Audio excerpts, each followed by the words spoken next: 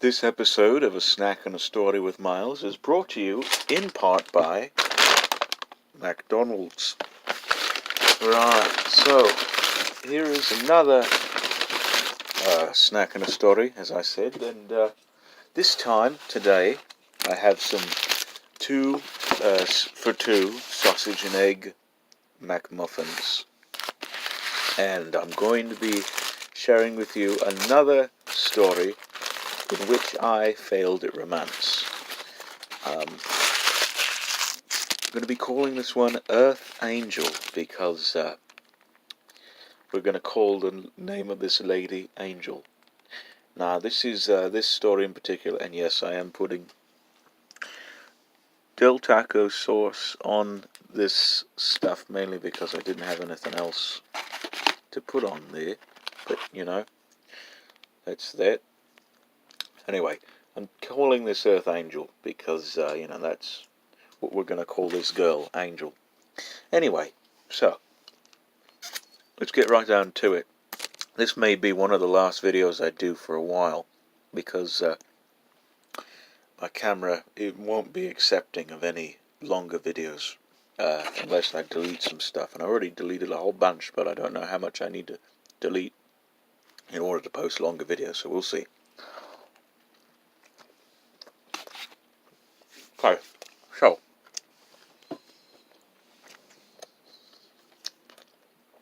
it is also brought to you by Straight Up Sweet Tea, which I have 1 bottle of left, which is good.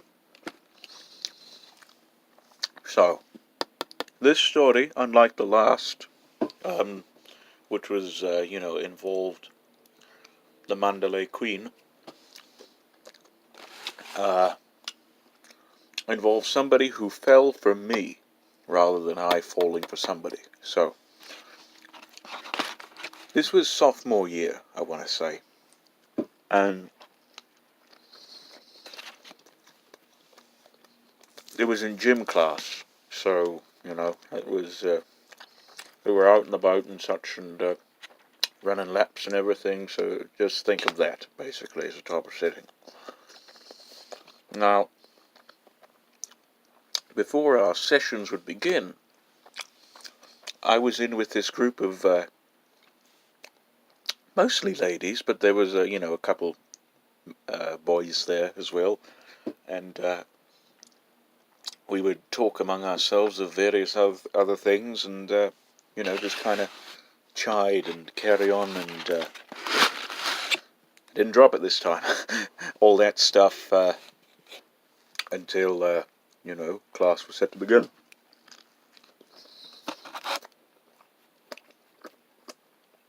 Of this group, there was one girl named Angel, as I said, and you know, she was one of those people who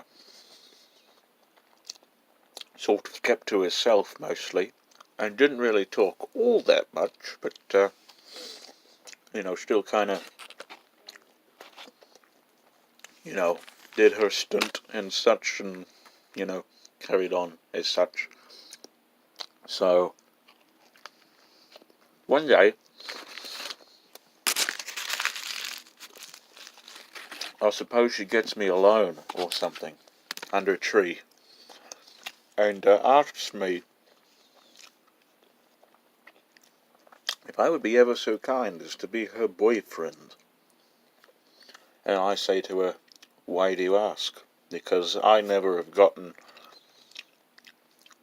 any sort of question like that asked to me in my, 16, 17, 18, 16 years of life at that time. And she was a freshman, by the way. So this is a freshman asking a sophomore, you know, if they could be their companion or whatever. And she says to me, basically, I've never dated a sophomore before, and I think that would be pretty neat if I were to. So it's a status thing, pretty much, which is why she wanted to date, I guess. So I says to her, I'll be willing to consider, but why don't we start off as friends first, which is really how you ought to do it, I think. I don't know if any other way, but why not start off as friends, and let's see in which direction things will head. And if they lead into romance, then so be it. And if not, then so be it. So, we settled on that. And I remember I said to her, if things were to escalate, I want no contact below the waist. Which I'm sure most of you know what that may mean. But of course she took it as, there will be no need for me to kiss your feet, which I found rather funny. Anyway,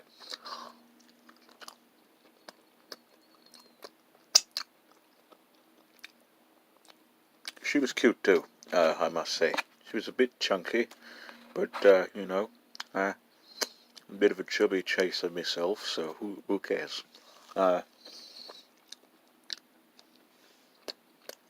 Oh wow, finished one already. Wow.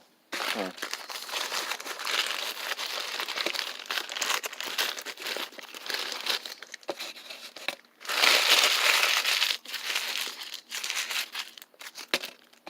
So, we're set to have lunch together one day, in a classroom, for some reason, because, she likes to eat lunch in classrooms. And, I must state that before I go on to anything else, she had this friend with her, this homosexual. I shouldn't really call him that, but that's really what he was, this homosexual who would, accompanied her on all of her ventures and such, and got on just fine with her. I mean, I got on just fine with him, but thing was,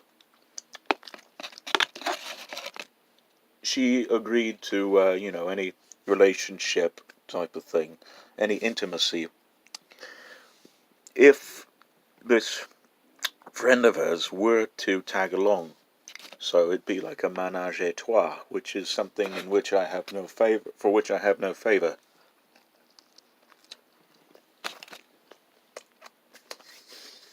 So I was kind of sketchy, or it felt kind of sketchy, that type of thing there.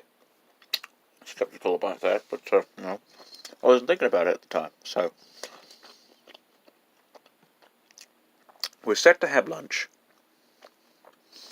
And we do have lunch. We talk amongst ourselves. Apparently I find out that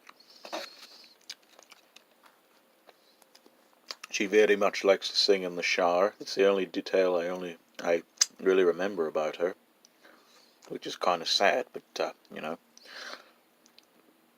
it's neither here nor there. And,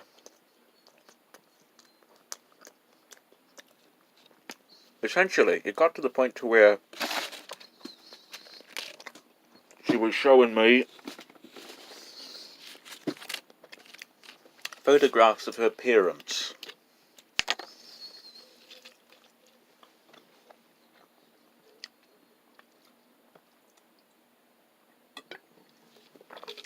One was of her father, who was an older military type of a man, and who she evidently placed a snail on his head. Don't ask me why. She just did.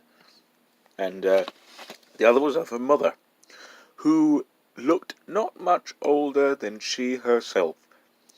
The reality is that her mother was 29 years of age and she was about 15, which means that essentially her mother would have had her at about her own age, well, 15 or so, which leads me to believe, pardon me, that she was the product of rape or something or other. And I obviously don't take a liking to this, and I suppose it's a combination of that and the homosexual thing, him wanting to be involved in all of our intercourse and all that sort of thing, be it platonic or sexual, which I hope there would be no sex, because I'm asexual. Or no, not asexy. I don't know what I am. Anyway, uh, so I tell her we ought to break it off, and we do so. Only problem is that we are in that class for the rest of the year, and we spurn each other and such, and give homely glances at each other and all that sort of affair. And that's all the type sort of thing. And at the end of the year, right when the yearbooks start to be released, I pass it round the class for people to sign. And ostensibly I want both her and the homosexual to sign.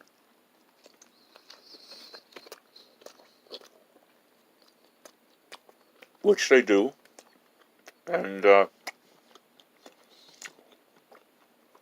forget what he wrote, but what she wrote was from your friend, Angel.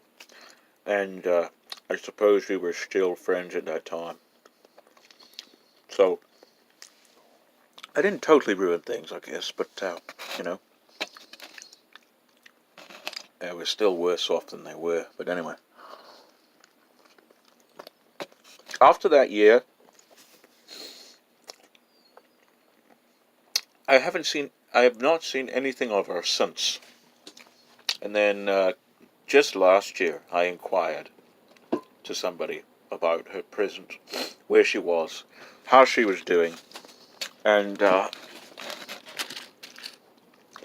apparently she has relocated to the other side of the country, along with a homosexual.